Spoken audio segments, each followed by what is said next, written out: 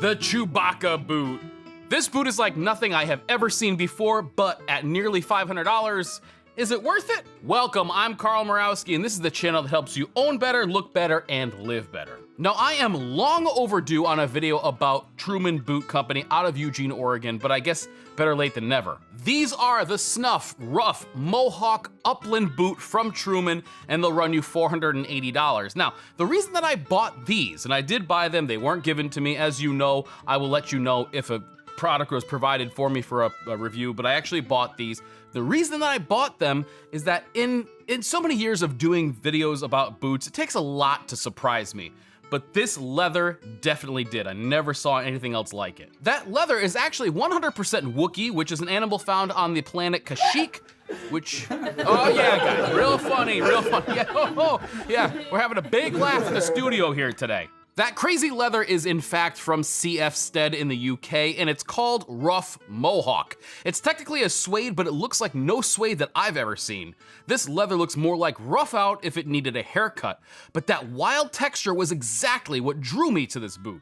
All right, well, one of the reasons that I haven't been able to put out videos as much as I would like is that there's a lot of work to do around the house. So today I have to replace these are dual pane windows, but as you can tell, the glazing is, you know, no good anymore. You can see the fogginess and stuff in there, so the R value is probably nothing.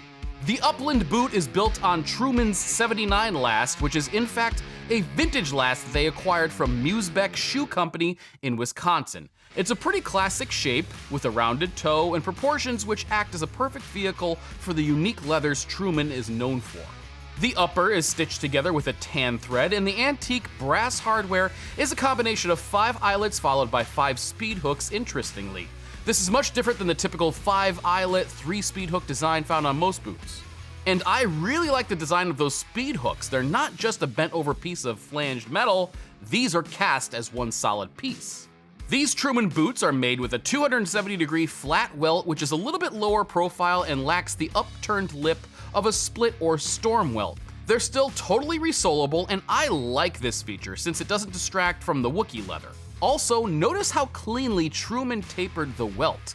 Very nicely done. The sole is a Truman branded commando lugged sole with plenty of traction. Inside, the heel counter is leather, and the toe stiffener is cotton with a thermal backed adhesive. I still prefer all leather interior components, but if you get your sizing right, the toe stiffener shouldn't be a problem, and it's a lot better than plastic. Beneath the leather midsole is a military spec fiberglass shank. There's a lot of debate about the merits of steel versus leather versus fiberglass shanks, but the folks at Truman told me that they went with fiberglass because it doesn't hold heat or cold, it has a superior flex memory, doesn't cause issues at airport security, and in the 10 years that they've been using them, Truman hasn't seen a broken one. Personally, I can't tell the difference between steel and fiberglass from the wearer's perspective. All right, so one of the important things is there are screws. Don't loosen those up because there's a spring behind those that helps the sash go up and down. You don't want to loosen those. The ones you want to loosen up and remove are actually hiding behind here. That's the one that you want. Pop those out and the whole thing should come right out of the casing. Truman used to use an EVA foam to fill the void caused by the canvas rib, but have since changed to cork filler. Both have their pros and cons, but I personally prefer cork or leather beneath my foot over foam. In my experience, even the best foam compresses over time and the boots become very uncomfortable. When these first arrived at my home and I unboxed them, I showed them to my wife and I got a reaction that I have never gotten from her before. She said, "Ew, what are those?" And I mean, admittedly, they do look a little strange, but I told her, I said, "Come here, just touch it, just touch it." And she screamed and ran into the other room. So, you know, flashbacks of our first date.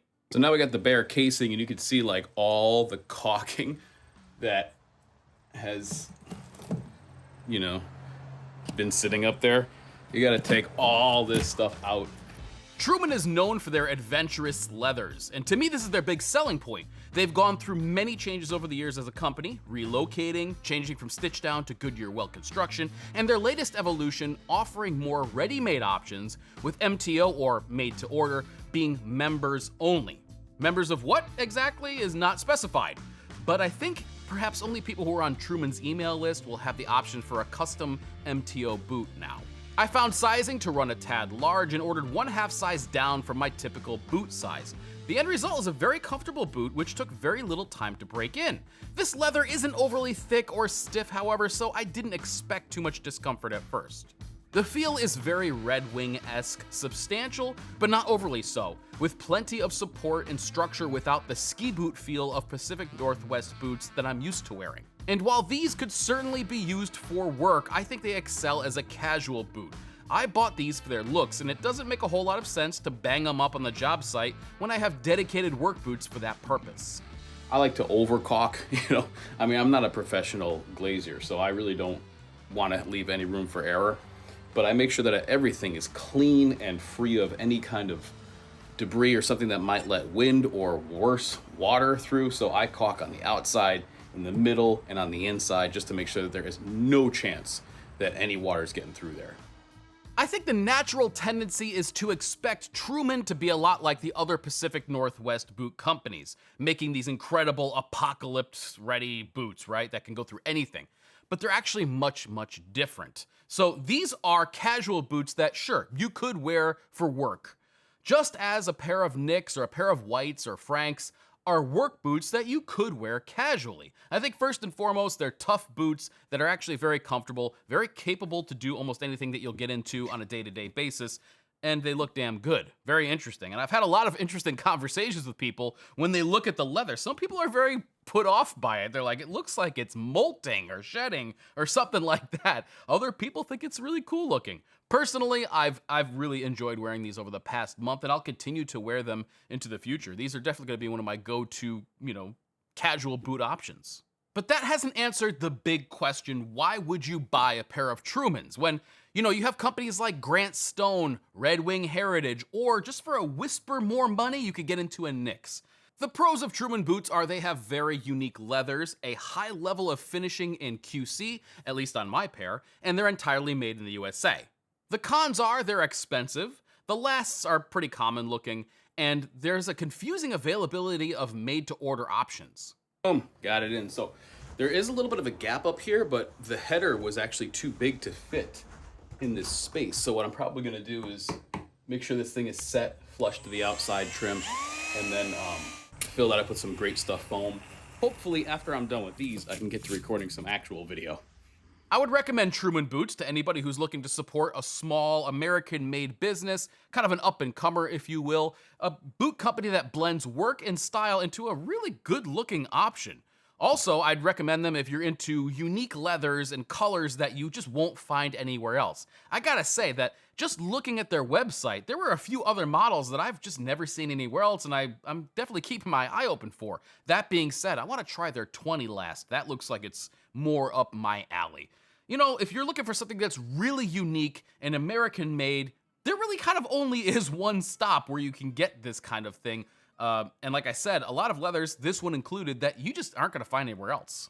In the end, it seems like Truman is definitely carving out their own niche in the marketplace, offering things that you won't find anywhere else, and definitely making a name for themselves. I've gotten a lot of people asking me in the comments, when are you going to review Truman? When are you going to review Truman? Well, here it is now, and I'm definitely keeping my eye on their MTO list and their emails that come out, because there have been a few other ones that I've wanted to try myself. So if you like these boots, go ahead and check them out, and if you would like to see more videos about casual boots, I've made you a whole playlist right here. Everything that I've ever done on a casual boot spanning the last almost 8 years is in this playlist here. So go ahead and check that out if you're interested. Until next time, guys, thank you so much for watching, and I'll